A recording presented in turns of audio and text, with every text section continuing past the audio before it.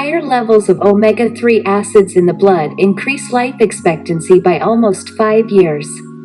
Levels of omega-3 fatty acids in the blood are as good a predictor of mortality from any cause as smoking, according to a study involving the Hospital Del Mar Medical Research Institute, IMIM, in collaboration with the Fatty Acid Research Institute in the United States and several universities in the United States and Canada.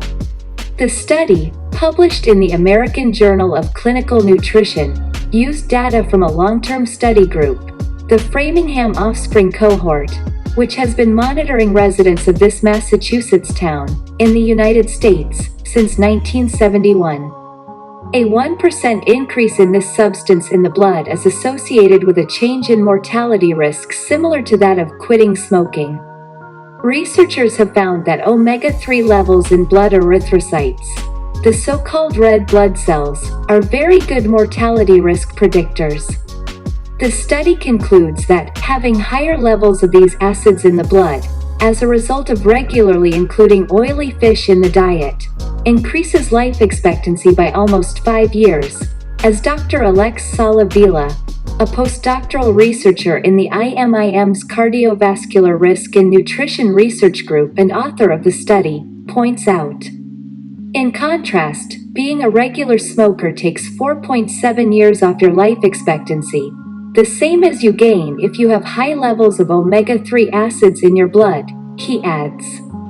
2,200 people monitored over 11 years. The study analyzed data on blood fatty acid levels in 2,240 people over the age of 65, who were monitored for an average of 11 years. The aim was to validate which fatty acids function as good predictors of mortality, beyond the already known factors. The results indicate that 4 types of fatty acids, including omega-3, fulfill this role.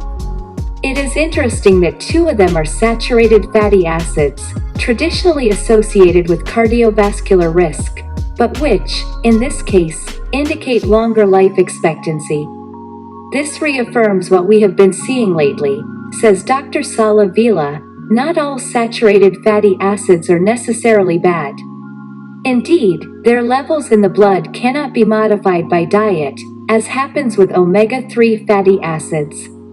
These results may contribute to the personalization of dietary recommendations for food intake, based on the blood concentrations of the different types of fatty acids.